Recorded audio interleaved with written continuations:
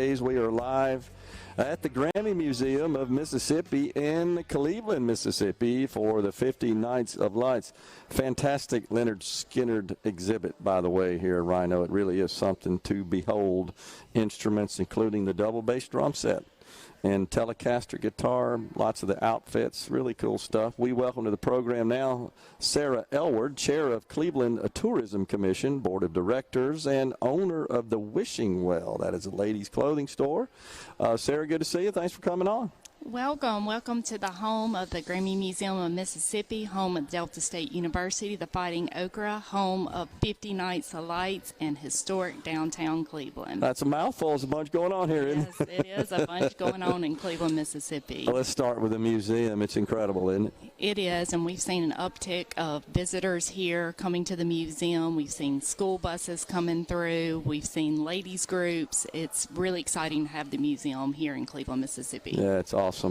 And the Fighting Okra / Statesmen, they're doing pretty well, too, this year, aren't they, in football? We are. We have our chance at the national championship game if we win this game this weekend. And the last time I was a student at Delta State University when we actually won the national championship. Yeah, exciting. Semifinals this weekend, right? Yes, at 1 o'clock. There will be, and we also have a basketball game Saturday night, so we're going to see an uptick of traffic this weekend with people here cheering on the Statesmen and also 50 Nights of Lights. Coach Todd Cooley, second year in a row. Yes, right? Exciting. Gulf South Conference, Coach of the Year. Yes, he is. Impressive. And very deserving.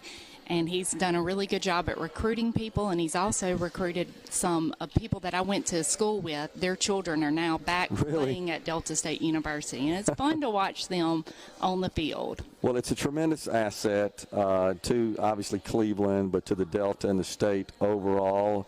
We had on Dr. Ennis on the program a few weeks ago, and he was discussing his plan to address some of the financial challenges. And honestly, it's not unusual. Colleges across the nation, universities, are experiencing lower enrollment, and they're all dealing with financial challenges. But it sounded like he's got a pretty achievable plan, and we'll get the ship back on track there. He is, and he brings a lot of energy to the university right now that we're really excited about. I go to church with Dr. Ennis and his wife, and he was leaving to go out of town, but he said, I'll be back for that football game. And it is exciting to see your president so energetic at our games and on our campus and in our community. No doubt about it. It's infectious. People and motivated, and no doubt especially when you're addressing some challenges, that's a critical aspect of the solution. Mm-hmm. Yeah. And he's got the entire community behind him. Good. That's good to hear. So we just talked to Alderman Gary Gaines-Paletti, an old friend of mine from the business world, and he was talking about just the economic climate here in the city of Cleveland. Bolivar County in general just seems to be doing pretty well. Tourism is up. I can speak on that for sure. Okay. We're seeing an uptick. I don't know if it's people are wanting to stay closer to home and make trips and travel here, but we're seeing a lot of people coming downtown, shopping from Oxford, Starkville, Madison, Arkansas, Tennessee, Texas. I mean, all over, that they're coming in and they're staying in our boutique hotels and they're shopping downtown Cleveland. And they're really attracted to the small, walkable downtown. It's so cool. Really is so cool. And it's kind of a relic, if you will, of the old days when that's where you went to shop. You went to the downtown areas. You didn't have all the suburban-type shopping centers, and it seems to be a bit of a resurgence and interest in that. It's neat. It's convenient. And there's such a variety, and the shops are so well done. Gary was talking about the storefronts. He says it looks like they're all in competition with each other to really outdo themselves in the storefronts. Well, right after Oktoberfest, they start putting up the lights. Yeah. And the city of Cleveland is working every day down there. And when you see them, that energy downtown, you want to be a part of it. And it kind of drives you to do a little bit more, to make your windows sparkle a little bit more, have a little bit more magic to it. Yeah, no doubt about it. So I just shared in the last segment, I was talking about AAA, expecting this to be record in the history of the country, travel during the Thanksgiving holiday period, and the airlines, the FAA, the TSA are all expecting that this will be the most passengers they will service during this busy Thanksgiving travel period ever in the history of our country. Do you feel like that the tourism will spike here in Cleveland? I mean, it just kind of corresponds with that? I do. We're seeing our hotels booking up. We're offering midweek rates. Our hotels are booking up on the weekends, too. I think for here in Cleveland, they're wanting a charming, magical experience with the 50 Nights of Lights and the shopping. So we're seeing a lot of 2-day, 3-night stays here. Also, like Black Friday is big here. I know you think of the big box stores. Yeah. But people come here and they want to shop, and they're going to get the most beautiful packages in Cleveland, Mississippi, too, to put under their tree. Sounds like the merchants try to outdo each other in that category the same way they do lighting up their windows, their storefront windows. Most definitely. Who can make the biggest bow or the biggest impact in their packages? I mean, that is part of the gift is the package that you're receiving. Absolutely. Do you ever get a chance, Sarah, to just visit and interact with folks that have never been here before and it's their first time? What kind of reaction do you hear if you do?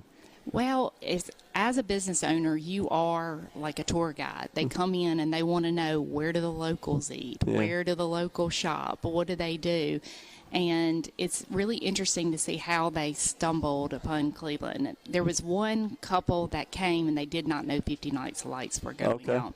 They were touring the Delta. They went to Clarksdale. They went to Greenwood. They came to Cleveland. But they booked on 50 Nights of Lights. And that was an interesting how they ended up in Cleveland but knew nothing about one of the biggest nights in Cleveland. You see a lot of people that are just traveling through and they want to stop and stay somewhere. They stay because the Cotton House is actually a Marriott. Yeah. So they booked and they saw it through the app. Yep. They're coming to the Grammy Museum. They heard about the Train Museum. They wanted to see the river. It's amazing to see people who've never seen the river. I'll be darned. Or they wanted to go to Doc Reed's farm. And there are some crazy folks out there for pottery.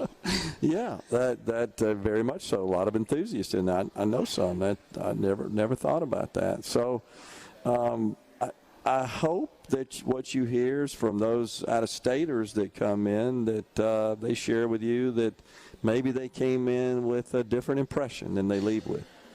Most definitely. I think people have a different interpretation of what Mississippi is, and when they get here, they fall in love with the people and the charm and, the atmosphere that we provide here.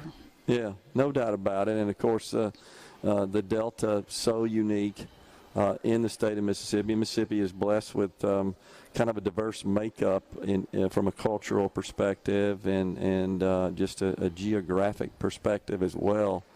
I think it's what makes the state so special.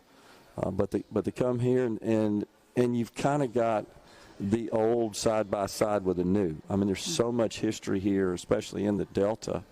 But you've got so much new as well, and when the history is preserved, such as what we have in the Grammy Museum here, and that's kind of side by side, it gives you a perspective of just the rich history of the state itself.